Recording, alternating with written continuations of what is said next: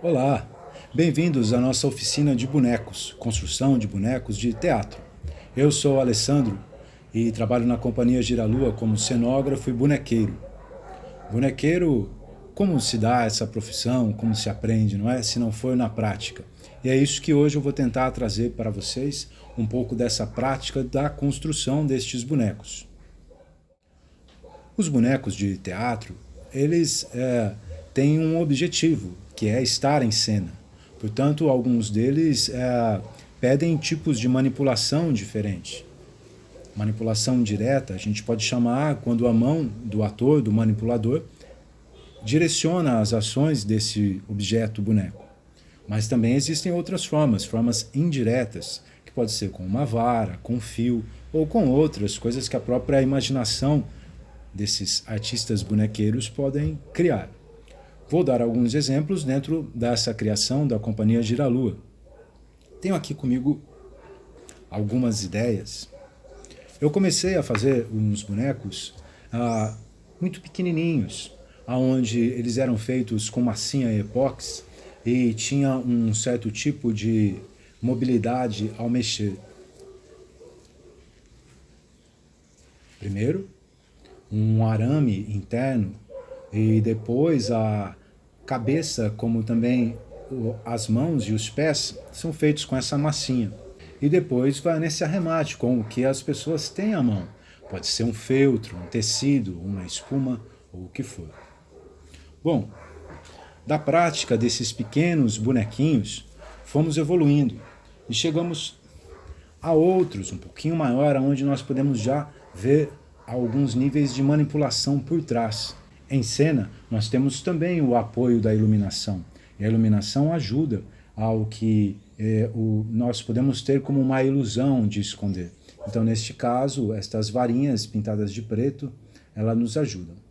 Aqui nós temos uma na cabeça e uma em cada parte do braço. Aqui nas costas, é importante ter um ou mais de um para se dar a firmeza de segurar. Bom, este é um boneco pequeno.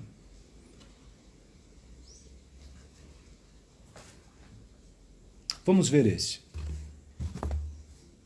Esse de tamanho médio, ele tem algo interessante de estar colocando, que é a parte interna. Dentro dele, nós temos que colocar algo resistente, que pode ser uma madeira, ou como o arame, ou como eu já disse, algo que dê uma firmeza nas articulações. Então, aqui dentro, primeiro, nós temos essa estrutura, como se fosse um osso do boneco. E depois, a espuma para dar o corpo e o tecido, que na Companhia Giralua é amplamente usado, o tecido no fechamento desses bonecos. Como vocês viram, estes bonecos, eles não mexem a boca. Então, em alguns casos, é necessário para a própria cena que o boneco tenha uma articulação também na face. Vejam este. Bom, então nós precisamos criar algo atrás que funcione como um bolso para os dedos. E permanece ainda com aquela ideia que eu disse anteriormente, de dentro nós temos uma espécie de osso que dá a estrutura para que o boneco se torne um pouquinho mais firme. Bom, estes aqui, por exemplo, geralmente são usados em uma bancada onde eles aparecem da cintura para cima, para que essa mão, a mão, no meu caso a mão direita, fique na cabeça e a mão esquerda ela seja usada para manipular o próprio corpo, a intenção do boneco.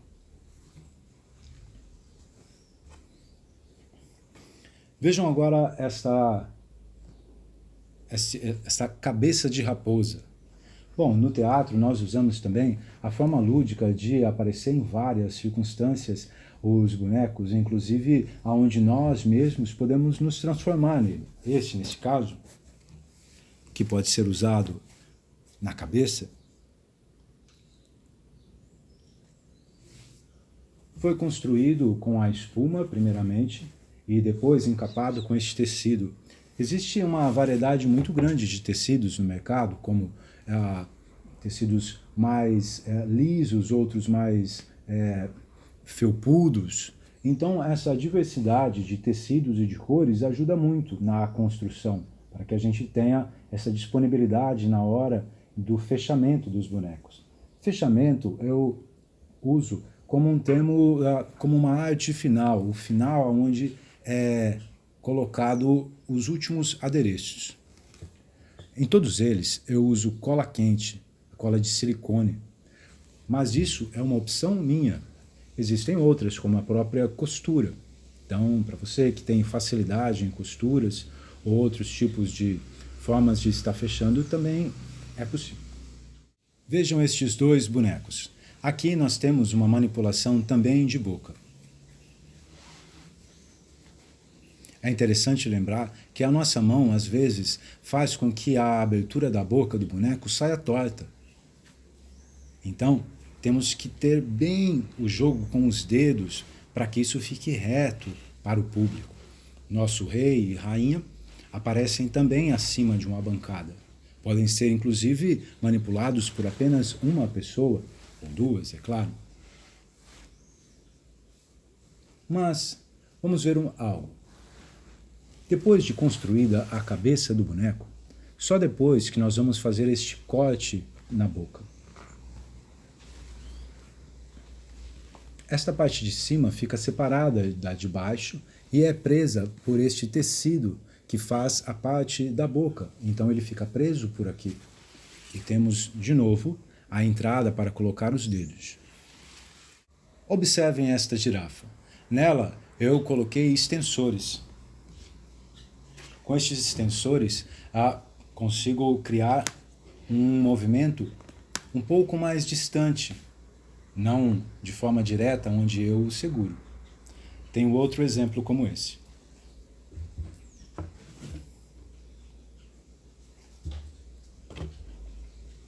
Veja, o extensor. Neste caso, é claro, este boneco ele nunca vai poder aparecer do outro lado para o público. Este lado, sempre para nós. Isso quer dizer que o boneco de manipulação tem que ser pensado exatamente como ele vai estar em cena. Esse que tem o caminhar sempre neste sentido e a sua relação, já pronta para a cena, foi feita com arame na parte interna. Vejam os pezinhos que eu, de propósito, ainda não fechei para mostrar a vocês. Depois nós encapamos e fazemos o fechamento. Vejam agora outros animais mais simples de se fazer, como este patinho. Apenas uma espuma recortada no seu formato e encapada com um pano branco. Aqui nós temos uma manipulação direta. Ele não tem patas, você pode ver, porque nesta cena o manipulador o segura por baixo, fazendo com que ele pareça estar na água. Podemos chegar até na forma mais simples de construção dos bonecos, como uma meia. Isso não é uma meia, mas poderia até ser aonde o manipulador a veste e temos uma minhoca.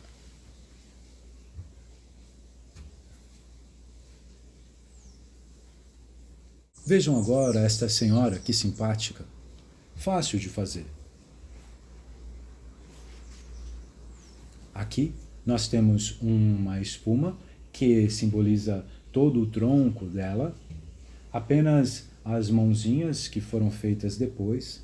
Como ela é um pouco menor, nós não temos aquela estrutura interna que comentei há pouco. O braço ele é molinho, porque ela é menor. Temos um extensor na cabeça.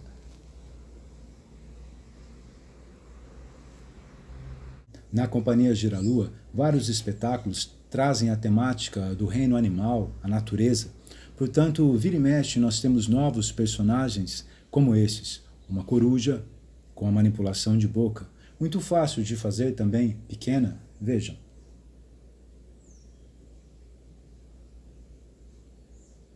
E esta galinha? Aonde a manipulação dela se dá com este extensor aqui na parte de baixo, que pode até ser melhorado em cada cena e em cada situação, vejam.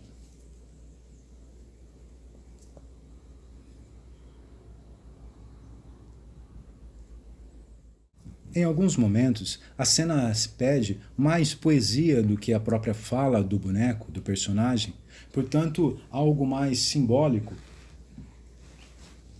pode ser usado. Aqui, muito simples de fazer, apenas com uma bolinha na cabeça e este corpo que é repleto com o tecido. Vejam que é importante, nesse fechamento do boneco, nós levarmos em conta as cores usadas. Nesse caso aqui, esta boneca que representa algo como o sol, toda de amarelo, portanto nós misturamos texturas diferentes de materiais para dar esta ideia.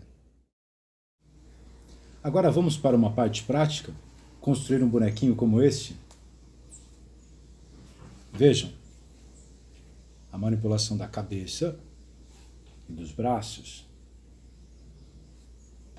Bom, para ele, nós vamos usar alguns tecidos, como feltro, que funciona muito bem com a cola quente, o algodão cru, tintas, cola quente, refil e arame. O arame comum, que tem uma certa dureza, tesoura, refil de cola quente, nosso algodão cru e as pistolas de cola quente.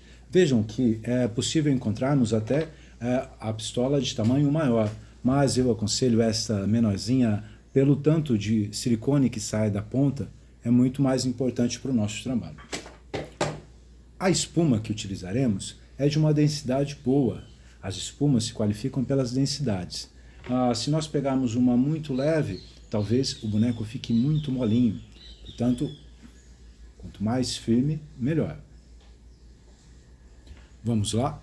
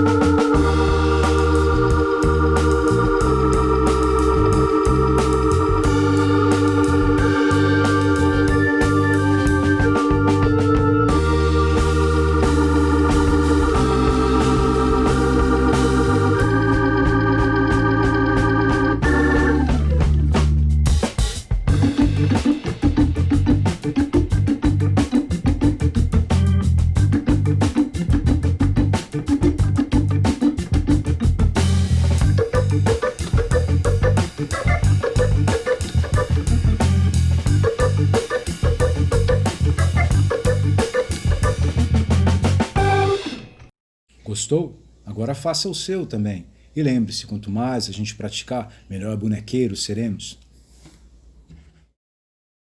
Obrigado pela participação e acompanhe o próximo episódio dessa oficina de bonecos de manipulação. Até lá!